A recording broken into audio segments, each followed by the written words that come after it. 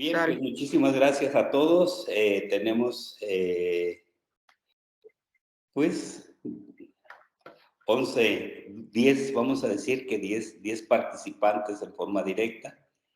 Les agradecemos su puntual asistencia a este evento de la Escuela Normal Superior que se desarrolla en forma conjunta con la Red Iberoamericana para el Desarrollo de la Identidad Profesional Docente y la Asociación Universitaria Iberoamericana de Posgrado, en esta figura de Horizontica 2022, donde se intenta identificar las identidades en la formación docente.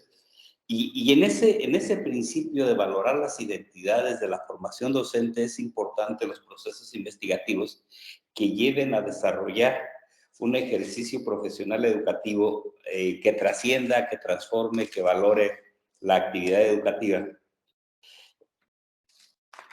Y en este ámbito se presenta con nosotros la doctora Marcela Hernández González, quien es licenciada en Psicología por la Universidad Vasco de Quiroga. Se ha especializado en psicoterapeuta y orientación gestal. Tiene una maestría en Psicología de la Educación. Es maestra, tiene maestría en Competencias Pedagógicas de la Acción Educativa por la Universidad Virtual. Se doctoró en Modelos Educativos y Aplicación de Nuevas Tecnologías en la Formación Inicial de Nuevos Maestros por la Universidad de Jaén en España. Es también doctora en Educación en Tecnologías del Aprendizaje y el Conocimiento con la Universidad Virtual. Ella se ha desempeñado en el ejercicio docente, trascendiendo, fortaleciendo la actividad académica, y podríamos decir que actualmente es la directora de la Escuela Normal Superior, pero lo significativo de esto es que de los pocos profesores que han pasado por la Normal Superior, ella ya fue directora una vez y hoy vuelve a tomar el reto, y pues le agradecemos que haya tomado ese reto y que siga en este proceso de fortalecer la educación y fortalecer la idea de la actividad educativa desde su ámbito personal y profesional. Y cuando se habla del fortalecimiento del ámbito profesional, resulta muy interesante, muy importante el desarrollo del proceso investigativo. Un docente que no investiga no puede trascender a su ejercicio profesional. Y ella ha demostrado la necesidad del ejercicio profesional fortalecido desde la estructura investigativa. Y en la investigación de la que nos va a hablar hoy es el papel que desempeña el desarrollo de actitudes para el logro de competencias éticas y el juicio moral dentro de los profesores en educación secundaria. Este planteamiento de identificar aspectos axiológicos dentro de la estructura docente nos lleva a valorar a el profesional de la educación como un elemento que siempre está replanteando su ejercicio profesional y está buscando elementos que fortalezcan esta idea de ser un educador que vaya más allá de la reproducción de planes y programas. Generar procesos de reproducción es una situación bastante, pues, limitada. Estamos hablando de profesores que busquen transformar, que tengan claro que hay que generar una actitud diferente en los sujetos y que estos vayan más allá de su ámbito de realidad en la que están participando. Le agradecemos, doctora Marcela Hernández, el que nos esté apoyando en este proceso de Horizontica 22 y fortaleciendo las actividades de la Escuela Normal Superior. Gracias y bueno, tienes la palabra. Vamos adelante. Muchas gracias. Muchas gracias, doctor Rubén. Bueno, un honor estar en Horizontica en este evento tan importante que organiza el posgrado de nuestra Normal Superior de Michoacán. Y bueno, el agradecimiento al doctor Saavedra y a todo su equipo por considerarme en esta figura. Y bueno, yo quiero presentarles esta investigación que se denomina... Perdón, doctora. Sí. Quisiera, si puede prender su cámara, Okay. sería muy interesante. Si puede, si no, no hay problema. Puede seguir así. Discúlpeme. Bueno, ahorita, si me permiten, le voy a seguir así y ya al final prendo la cámara porque tengo problema con el internet y no quisiera que se quedara a la mitad la presentación.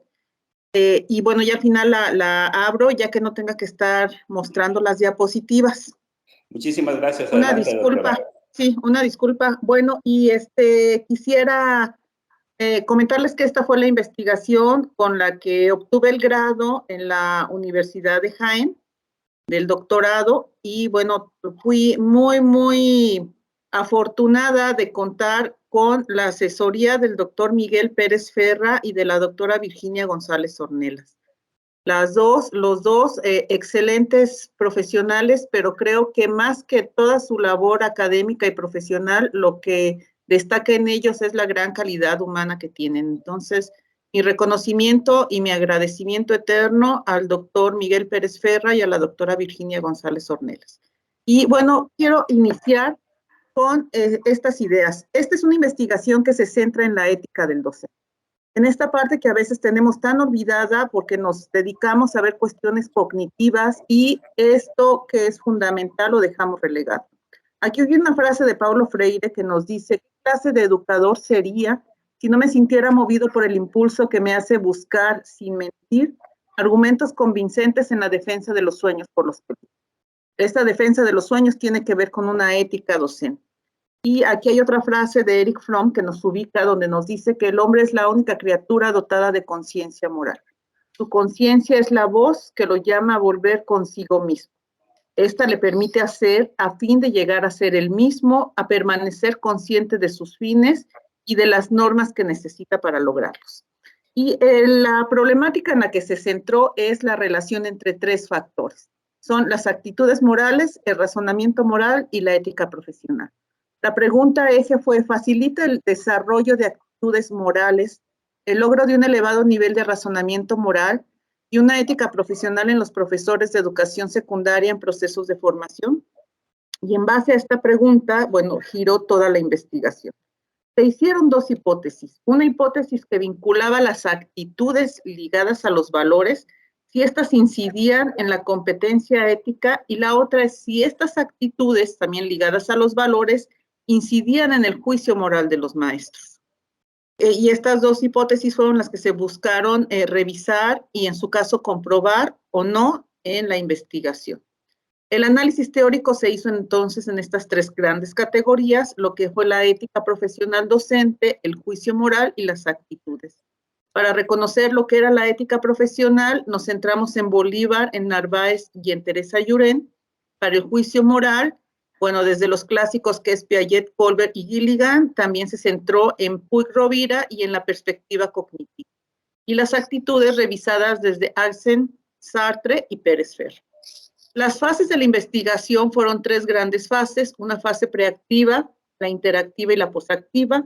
En la preactiva es la construcción del proyecto, el análisis documental y la definición de la muestra.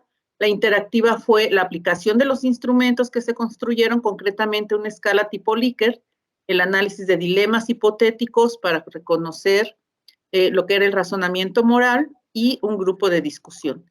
Y la fase posactiva centrada en el análisis de la información y un informe final.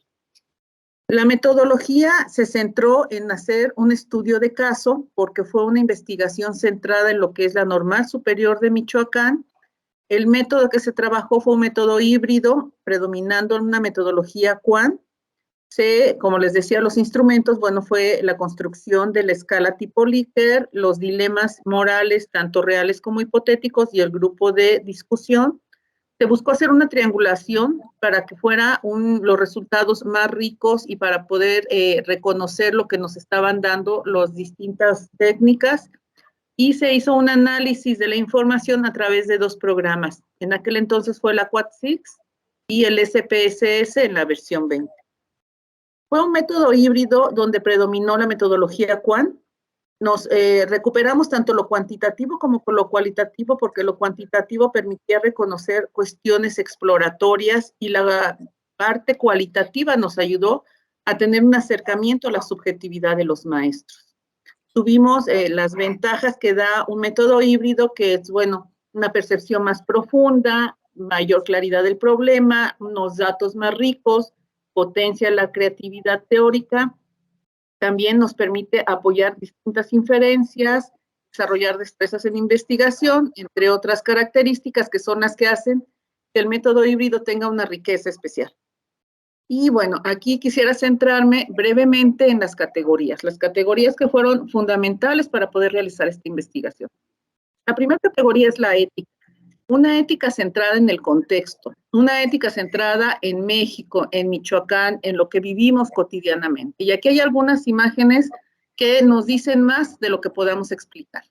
Imágenes, la primera, de muestras de los feminicidios, por ejemplo. La otra imagen, vemos a un migrante tratando de cruzar. Tenemos imagen ahí abajo, fue el momento en el que estaba lo de Ayotzinapa.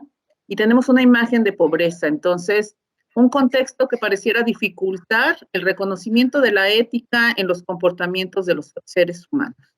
Y también unas características de un sujeto que nos dicen los distintos teóricos, está teniendo ciertas conductas que lo llevan a ser indiferente, dice Erich Fromm. Hannah Arendt nos dice que tenemos sujetos mediocres. Riemann nos maneja que estamos formando sujetos egoístas, nos dice, pareciera que cada quien nada más le importa su propio mundo, su realidad, y no se involucra en lo que le está pasando al otro. Agamben nos maneja un sujeto fatalista, y finalmente estamos en una realidad en la que pareciera que los sujetos también somos desechables. Se puede morir alguien, lo pueden levantar, lo pueden secuestrar, pueden suceder muchas cosas, la pobreza también es una muestra, como que los seres humanos pueden estar y no pasa nada. Como si desechamos un objeto, bueno, también el ser humano pareciera que pudiera ser desechado. Esa es una primera categoría. Y bueno, esta ética, la necesidad de una ética que esté comprometida con la realidad histórica, pero también que se vea en la cotidianeidad, en el día a día, en lo que está sucediendo. Una ética que le dé sentido a nuestro quehacer, a nuestro actuar, y una ética que nos relacione con los otros. Hay teóricos que nos manejan que podemos ver a los otros de tres maneras. El otro puede ser mi instrumento, donde yo logro mis fines. El otro lo puedo ver como un analogón, es decir, como alguien similar a mí, o el otro lo puedo ver con la apertura, reconociendo la diferencia y la riqueza que nos da esa diversidad. Entonces, esta ética, cómo tiene un papel importante en la realidad y en la conciencia que podamos tener nosotros en nuestra vida. Y bueno, aquí algunos elementos de esta ética profesional, ya aterrizada en la ética profesional, aspectos como que Teresa Yure nos dice que es a través de la ética profesional y de la conciencia donde podemos lograr una praxis. Otros teóricos como Hortal, que nos dice que hay algunos principios como la beneficencia, la autonomía, la justicia, los distintos procesos que están en la ética profesional, por ejemplo, tener una sensibilidad hacia el otro, el juicio de lo que yo pienso, lo que me motiva a actuar y finalmente cómo actúo. Y también en aquel entonces teníamos el Plan 1999 para la formación de maestros, donde nos decía que un docente tendría que asumir los valores en relación a su vinculación con los estudiantes, con sus colegas y con los padres. Tenemos una segunda categoría importante, que es la de actitudes. Las actitudes, bueno, ahí está su definición, que es algo que nos predispone a la acción, que son aprendidas y que son consistentes. Las funciones que nos da, como el ajustarnos al entorno social, expresar valores, ser coherentes, cómo se diferencia de los valores y por qué son importantes las actitudes en la docencia. Y aquí hay una frase, una cita de Pérez Ferra y de Quijano, que nos dice: las actitudes en el profesorado van consecuentemente a incidir de manera significativa en la creación de uno u otro modo de desarrollar la actividad escolar. Estas actitudes son percibidas por los alumnos en el contacto cotidiano que se tiene en la escuela. Entonces, las actitudes direccionan en buena medida lo que nosotros hacemos en las aulas. Y bueno, la tercera categoría importante de esta investigación es el razonamiento moral. Aquí hay una idea de Sócrates que nos dice, no vale la pena vivir una vida que no se analice. Es a través del razonamiento moral que podemos tomar decisiones morales y podemos actuar en consecuencia. Algunas características de este razonamiento moral, bueno, es que es evolutivo, se va desarrollando a lo largo de la experiencia, se relaciona con la manera en la que vamos pensando, se vincula al diálogo y al lenguaje, se fundamenta en el contexto que tenemos y en la experiencia, y bueno, en el profesorado se ha visto que esto tiene que ver, por ejemplo, con el reconocer la diversidad de los estudiantes, con ver cuáles son los conflictos que tenemos, cómo las experiencias nos van direccionando esto y es parte de una complejidad.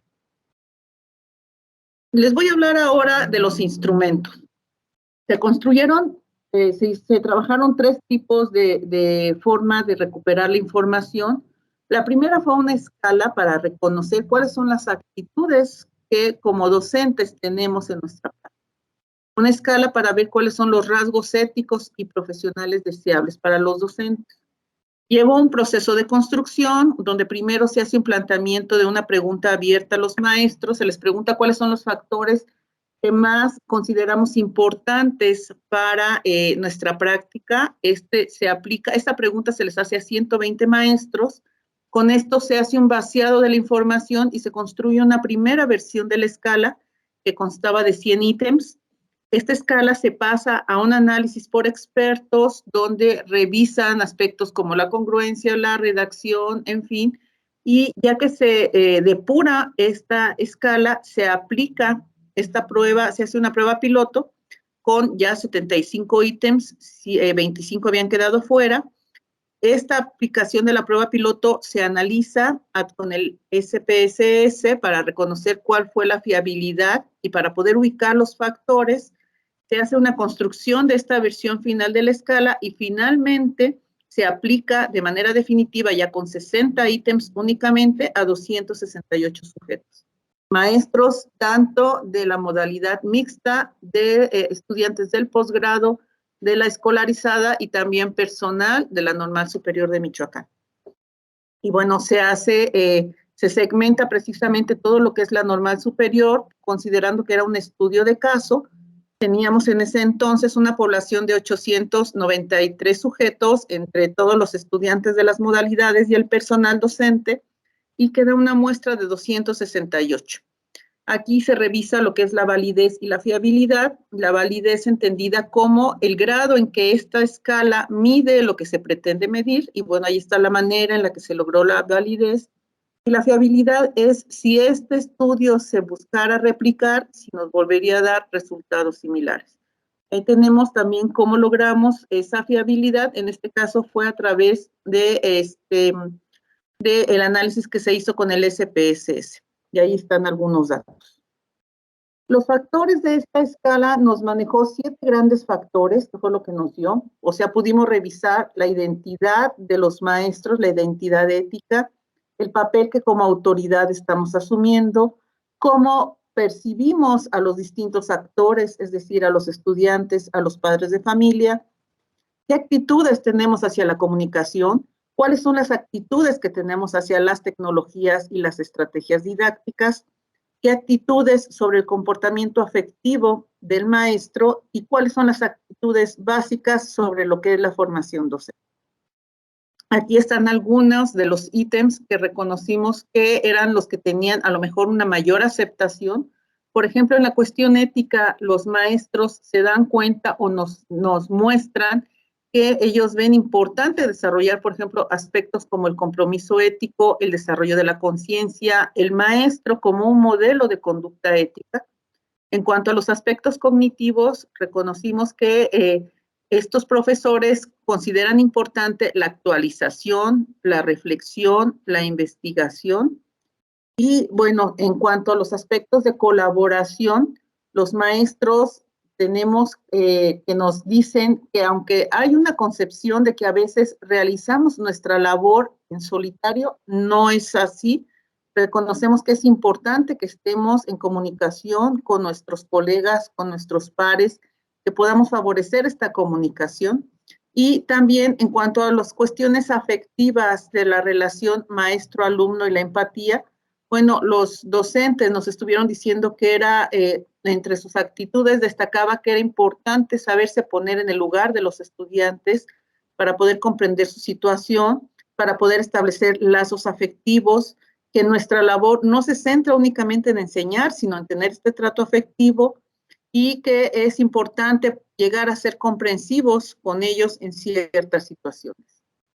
Las actitudes se analizaron para revisar la varianza, es decir, qué actitudes estaban relacionadas con algunos otros aspectos. Por ejemplo, cuando nosotros vimos la cuestión de la investigación, nos dimos cuenta de que los maestros de mayor edad estaban valorando más el investigar su propia práctica que los que eran maestros nobles. O, por ejemplo, el ser congruente fue una actitud que valoraron más los profesores que tenían más años en servicio que los que eran más jóvenes. Y bueno, aquí tenemos algunas otras, como el conocer la realidad para poder integrar las distintas disciplinas, era algo que se valoraba también más con la edad, o como el uso de las tecnologías, aquí fue algo que nos llamó la atención, pues era más valorado por los más jóvenes. Los docentes más jóvenes eran los que valoraban mejor el uso de las tecnologías que los profesores con más años de servicio. Entonces vimos cómo había cierta correlación entre algunos factores con las actitudes específicas que se mostraron ahí. Y bueno, aquí están algunos de los aspectos que más valoraron nuestros docentes. Por ejemplo, como les decía, la cuestión cognitiva, pues el actualizarse, la creatividad, usar estrategias didácticas, investigar y reflexionar. En aspectos sociales, los maestros reconocen la trascendencia social que tiene su labor, la importancia que se tiene. En cuestiones éticas, el compromiso, la motivación, el desarrollo de este juicio moral y la verdad. Y en la cuestión afectiva, el maestro reconoce que es importante tener una seguridad en sí mismo y también ser un sujeto congruente. No un sujeto que dice una cosa y hace otra, sino que haya esta correlación, esta vinculación entre lo que decimos y lo que hacemos. Y bueno, la segunda forma de poder recuperar información fueron los dilemas. Se trabajaron dos tipos de dilemas. Uno fue los dilemas hipotéticos, que son dilemas que ya están construidos o que en este caso nosotros construimos y que plantean una situación conflictiva en la práctica docente. Estos son dilemas que se los plantea uno a los sujetos y se analiza de qué manera están razonando moralmente. Y también se hizo el solicitarles dilemas reales, o sea, preguntarles cuáles han sido los conflictos que tú en tu práctica docente has enfrentado y que han sido más significativos. En este caso les voy a hablar primero de los dilemas hipotéticos. Los dilemas hipotéticos, bueno, el proceso fue, elaboramos 5 dilemas hipotéticos que tenían que ver con conflictos educativos, con la toma de decisiones y las relaciones maestro-alumno. Se hace también un análisis por expertos de estos 5, se reconstruyen para ver la validez de comunicación. Estos 5 dilemas se aplican a 2 grupos de 20 sujetos para ver otra vez la validez de construcción.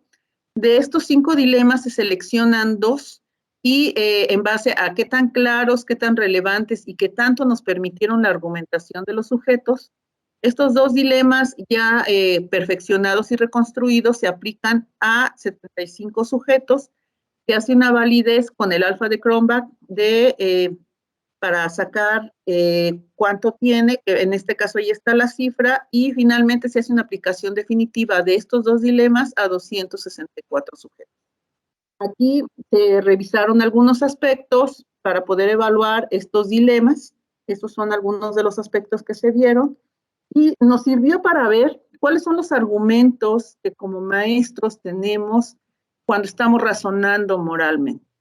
Estos 2 dilemas hipotéticos, uno fue acerca de cuestiones sobre inclusión, qué tanto nosotros estamos a favor o en contra de la inclusión educativa, cuáles son los argumentos que mostramos para defender esta postura, en fin, cómo está nuestro estadio de desarrollo moral en base a lo que decimos. Y quisiera comentar que acabamos de recuperar los resultados de este dilema hipotético sobre lo que viene siendo la inclusión educativa.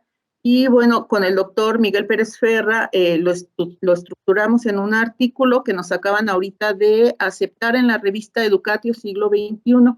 Estamos esperando que salga publicada, pero es parte de la investigación que se hizo para esta tesis doctoral. Entonces, bueno, aquí vimos cuáles son los argumentos que los maestros estaban presentando y, por ejemplo, argumentos para preservar la vida. Y aquí están algunos de los argumentos que ellos nos manejaron. También hay argumentos que basan en la conciencia y hay también algunos argumentos centrados en las normas autoprotectoras, es decir, en el buscar protegerme a mí, defenderme a mí de los riesgos y de las problemáticas que existen en mi medio. Pero también nos llamó mucho la atención que hubo argumentos muy centrados en la cuestión de género, donde algunas maestras nos señalaban el miedo a las represalias o las situaciones que se podían vivir en las escuelas que tienen que ver con esta violencia de género, con cuestiones de acoso. Y bueno, aquí están algunos de los ejemplos. Y también nos sirvió estos dilemas hipotéticos para ver cuáles eran los estadios de razonamiento moral que tenemos. Y bueno, aquí reconocimos que la gran mayoría de los docentes está centrado en un nivel convencional. En el dilema hipotético 1 tuvimos un 90% en el, de un nivel convencional, en el hipotético 2 un 86%. El preconvencional, que es el más básico, que es el que se centra mucho en el puro interés del maestro en sus cuestiones personales, bueno, tuvimos una puntuación baja, un 6%. El convencional, que les decía, es el que tiene más, es el que se ubica como un miembro de la sociedad, y el postconvencional, que es el más avanzado, en el que vemos a los otros basados en sus derechos humanos. Bueno, tuvimos también porcentajes bajos relativamente, un 2% y un 5, casi 6%. Aquí están algunos ejemplos de los argumentos que nos dieron los maestros, que estaban, por ejemplo, en un nivel preconvencional, en un estadio 1 o 2, argumentos que dan cuando están en un nivel convencional, 3 y 4, y el caso de los postconvencionales que se ubicaron en un estadio 5. Es decir, los maestros que reconocen los derechos humanos universales en los otros y principalmente, en este caso, en sus colegas y en sus estudiantes. Esta parte que les voy a presentar ahorita son los dilemas reales. Aquí a los maestros les dijimos, primero les habíamos mostrado un dilema ya construido, pero aquí, como les decía, les preguntamos, ¿cuáles han sido los principales conflictos éticos? ¿Cuáles han sido las situaciones problemáticas más significativas en tu práctica docente? ¿Y qué hiciste al respecto? Entonces, aquí fue muy interesante, pero ¿cuáles son nuestros dilemas reales? ¿Qué es lo que vemos nosotros como puntos de conflicto en nuestra práctica docente? Y aquí tuvimos algunas cuestiones, bueno, que tienen que ver principalmente, obviamente, con nuestros estudiantes, tanto regulares como con necesidades educativas especiales, con nuestros colegas en casos de encubrimiento, cuando sabemos que hay una conducta dañina que tiene algún colega y sentimos que hay cierta obligación de encubrir esto o no. También los conflictos que podemos tener con nuestros compañeros, con los demás profesores o con los administrativos, conflictos que surgen en la vida institucional. Y bueno, otras de las temáticas que se tocaron fue la evaluación. Como maestro sigue siendo para nosotros todavía un tema que tenemos que seguir revisando. Cuestiones de sexualidad de nuestros estudiantes o de sexualidad que tiene que ver con los colegas, problemáticas de violencia específicas y situaciones externas. Y bueno, aquí les voy a leer brevemente algunos de los dilemas que los maestros nos dijeron que eran situaciones a las que se enfrentaban en su vida cotidiana laboral. Por ejemplo, un dilema académico. Una maestra nos dijo, tengo 4º grado de primaria, donde 5 niños de 22 no saben leer. Mi dilema es, ¿avanzo con los demás que están al corriente o me detengo a enseñar a los que no saben leer? Esa es una problemática específica que tiene que ver con las cuestiones académicas. Otro dilema que tiene que ver con los alumnos.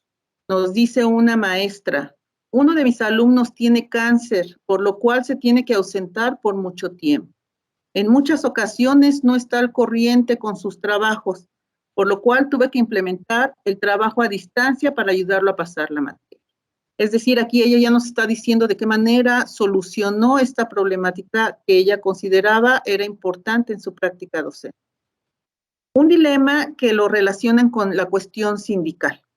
Un profesor nos dice, mi dilema ha sido siempre si participar en las movilizaciones sindicales a costa del tiempo escolar y apoyar las causas de mi convicción o no hacerlo, tomando en cuenta también que hay maestros, o dicen serlo, que toman como bandera al sindicato con tal de ausentarse de las aulas. Es decir, un conflicto del maestro de si dejo mi salón y me voy a las marchas, que yo estoy convencido que es importante, pero también estoy convencido de que necesito estar con mis alumnos. Ese es un dilema. Otros dilemas, dilema que tiene que ver con los compañeros, y este es un caso de encubrimiento.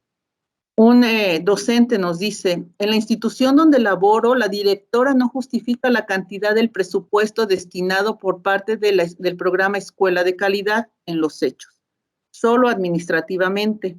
El dilema fue denunciar o no. Lo que hicimos fue denunciarla, aunque nos perjudicaron suspendiendo los recursos para los ciclos posteriores. Dilema que tiene que ver con violencia, y violencia que estuvo muy marcada en todo lo que fue esta cuestión de las experiencias de los maestros. Un profesor nos dice, Eduardo es un alumno del nivel de educación secundaria. Lleva un año en la escuela.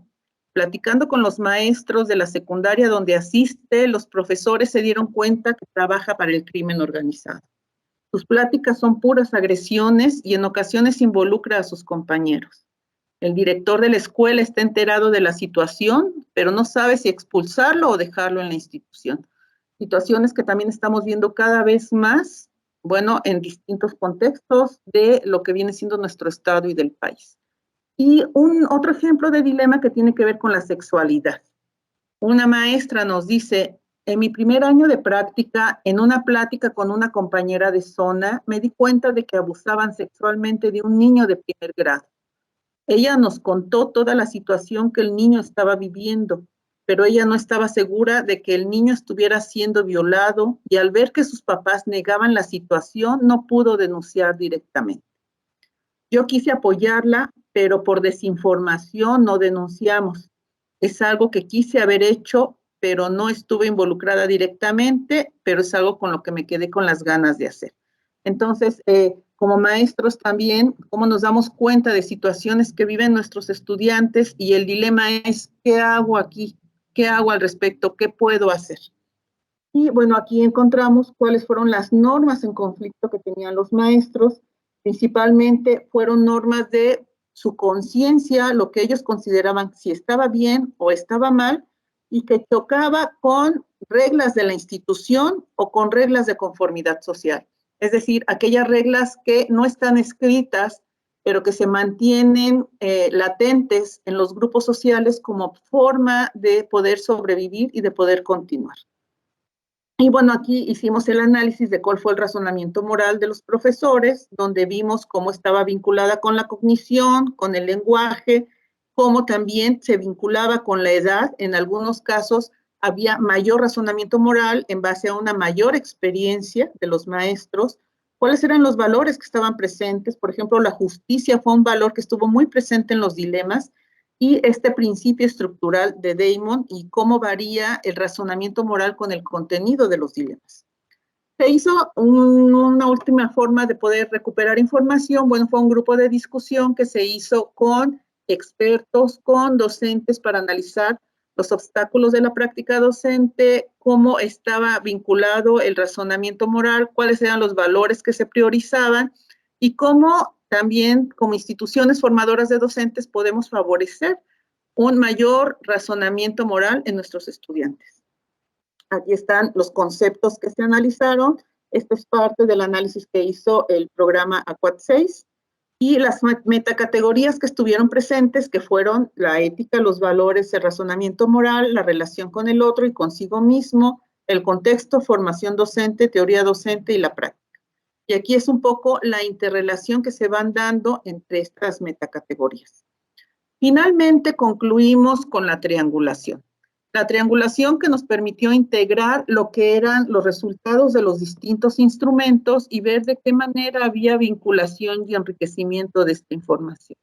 Entonces, una categoría importante fue la sensibilidad moral, cómo los maestros tenemos esta sensibilidad moral en nuestra labor docente, que se vincula con nuestros estudiantes y con otros actores.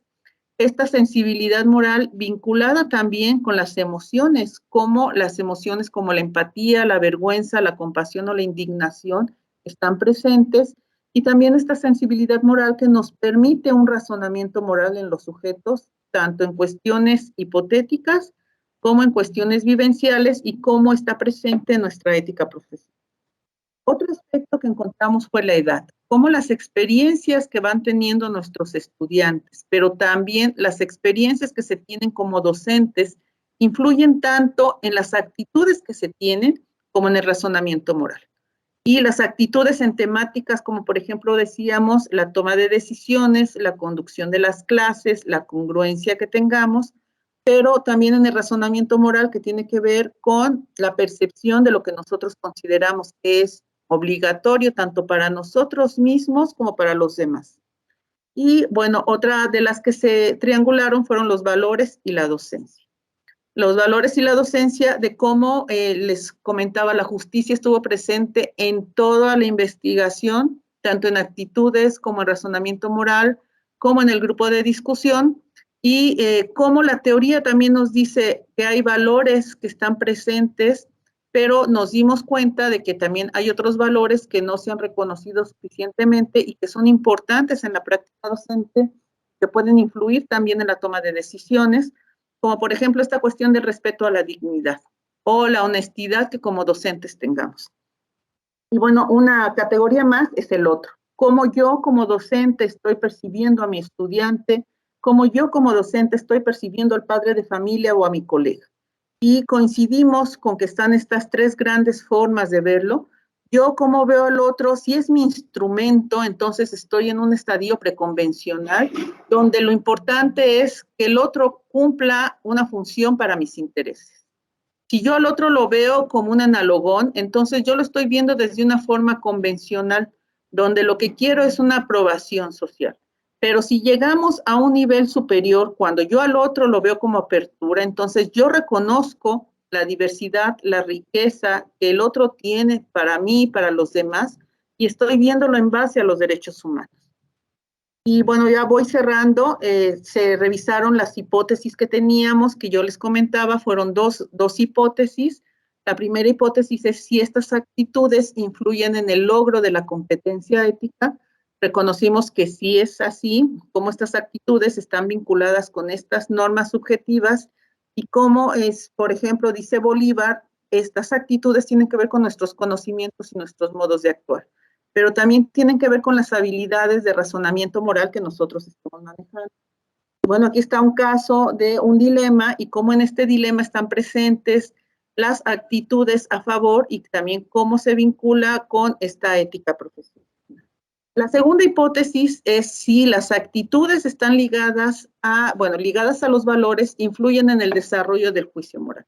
Y bueno, aquí también coincidimos que sí, que había un vínculo entre las actitudes y el juicio moral, porque estas actitudes son evaluaciones afectivas que nos permiten reconocer el significado del mundo que tenemos, y eso incide directamente en el pensamiento que tengamos y en las categorías que estemos manejando, tanto en nuestras normas de cultura como en nuestros valores.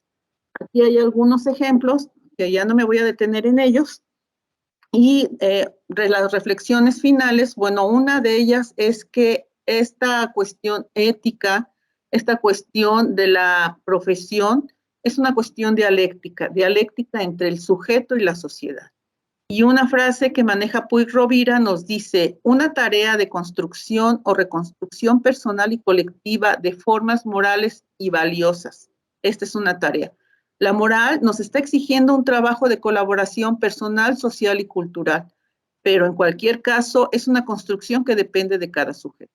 Es decir, importa la sociedad, el medio, el contexto del sujeto, hay una interacción, pero aquí tiene que ver mucho también las decisiones que el sujeto esté logrando y la voluntad que tenga al respecto.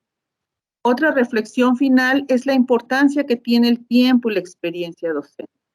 Cómo nuestros estudiantes, por ejemplo, del escolarizado, del mixto y del posgrado, vimos avances en casos donde tienen mayor experiencia, donde han tenido mayor reflexión, porque no es nada más la pura experiencia, sino la reflexión, el análisis que tienen de su experiencia, el reconocer lo significativo que puede ser, y eso modifica el razonamiento moral y modifica las acciones.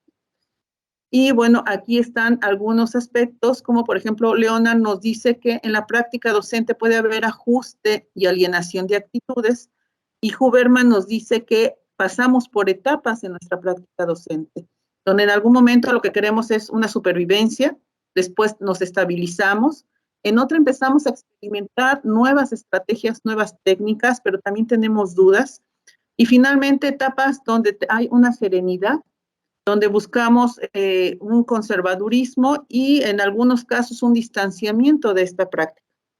Y bueno, ya cerrando, ¿cuál es el papel que tenemos como escuelas formadoras de docentes en la ética profesional? Nosotros como instituciones necesitamos centrarnos, les decía al inicio, no en favorecer únicamente aspectos cognitivos o técnicos. Nos dice Bolívar que se ha olvidado mucho esta cuestión de la ética profesional y que es importante recuperarla en las escuelas formadoras. ¿De qué manera podemos trabajarla en las instituciones? Aquí hay 3 ideas generales. Una, bueno, en algunas licenciaturas se trabajan espacios como la de ontología profesional. Esa podría ser una posibilidad. Podemos recuperar otra que es un taller de diseño como practicum reflexivo centrado en lo que dice Sean, como el reconocer también estos dilemas reales que tenemos en favorecer espacios donde los practicantes y los profesores reflexionen sobre lo que han hecho y sobre lo que tienen que hacer, sobre cómo pueden mejorar la situación, y también el podernos como instituciones formadoras constituirnos en comunidades justas. Hablábamos de congruencia y a veces decimos muchas cosas y hacemos cosas diferentes. Entonces, las instituciones formadoras de docentes, pues también tendríamos que constituirnos en estas comunidades justas, donde los valores se vivan y no nada más se prediquen, donde si hablamos de respeto, pues nos respetemos, si hablamos de responsabilidad, seamos responsables, si hablamos de justicia, busquemos la justicia, y de esa manera es como vamos desarrollando también esta ética profesional, este razonamiento y estos valores. Y bueno, por mi parte sería todo. Yo les agradezco mucho y con esto cerraría. Muchísimas gracias, doctora Marcela. Es altamente significativo el proceso investigativo que desarrolla, donde evidencia la necesidad de conformar procesos que lleven a identificar los valores y que se recupere con una práctica concreta la estrategia que nos lleve a generar un proceso de transformación del ámbito donde se está elaborando. Les pedimos a los participantes si hay alguien que tiene que hacer alguna pregunta, sí, o algún planteamiento, alguna propuesta, los invitamos para hacerlo en este momento. Mientras tanto, doctora Marcela, a mí me llama la atención concretamente este planteamiento que hace de generar una ética con sentido. O sea, que no desarrollar procesos axiológicos a lo mejor dispersos, sino que tengan que tener un cauce concreto y que nos lleven a construcciones de realidad que direccionen la acción. No sé si pudiera hablar un poquito más de esta figura de la ética con sentido. Sí, gracias, doctor Rubén. Aquí la idea es que, bueno, planteábamos el para qué la ética. Y en algunos casos hay quienes dicen, bueno, hay una broma de muy mal gusto que dice que la moral es el árbol que da el árbol de moras, y bueno, no. ¿Cuál es la función de la ética? ¿Para qué nos sirve a nosotros la ética? Y esta ética con sentido que usted dice es no únicamente estar discutiendo de los valores, a veces se habla mucho de lo que es un valor, pero no se vive. Y más que nada nosotros en la práctica docente, cómo estos valores están presentes. A mí algo que me gustó de mi investigación fue el darme cuenta del alto grado de compromiso que los docentes tenemos con el otro, principalmente con nuestros estudiantes. Cuando como maestros lo que vemos es buscar el bienestar de mi estudiante y bueno, sabemos que a veces hay que pasar por muchos obstáculos administrativos, personales, contextuales, pero esta ética con sentido es revisar quién es el otro, quién es mi estudiante y cuál es el papel que yo tengo al respecto. Por ejemplo, entre las actitudes, algo que se vio mucho es la vinculación afectiva que como maestros reconocemos que tiene que haber con nuestros alumnos. No es únicamente llegar y trabajar un contenido por trabajarlo, sino es yo sé que el otro es una persona que está ahí, yo sé que soy un adulto significativo que puedo incidir en su desarrollo y qué es lo que me toca hacer al respecto. Entonces, yo creo que necesitamos, pues, reconocer más lo que estamos haciendo, reconocer la labor que tenemos cotidianamente, que es una tarea muy rica, muy valiosa, y la otra, trabajar esta cuestión de la ética quizás con un poco más de espacios específicos para ello, de una manera más reflexiva, más reconociendo cuáles han sido las problemáticas, nuestra toma de decisiones, qué podríamos haber hecho al respecto, reconocer cuáles son los razonamientos que nos dan nuestros pares y con eso seguir en este proceso de crecimiento de un razonamiento moral y de una ética profesional.